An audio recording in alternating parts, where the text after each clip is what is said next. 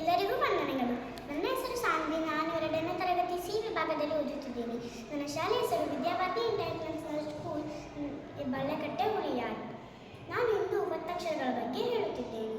2 ಅಥವಾ 2ಕ್ಕಿಂತ ಹೆಚ್ಚಾದ ಸಂಖ್ಯೆಯ ವ್ಯಂಜನಗಳು ಒಟ್ಟಿಗೆ ಸೇರಿಕೊಂಡರೆ ಅದನ್ನು ಸಂಯುಕ್ತಾಕ್ಷರ ಅಥವಾ ಒತ್ತಕ್ಷರಗಳೆನ್ನುವರು. ಉದಾಹರಣೆ: ಅಕ್ಕ, ಅ ಪ್ಲಸ್ ಕ ಪ್ಲಸ್ ಕ ಪ್ಲಸ್ ಅ. ಅಕ್ಕ, ಅಣ್ಣ, ಅಜ್ಜಿ, ಅಜ್ಜ.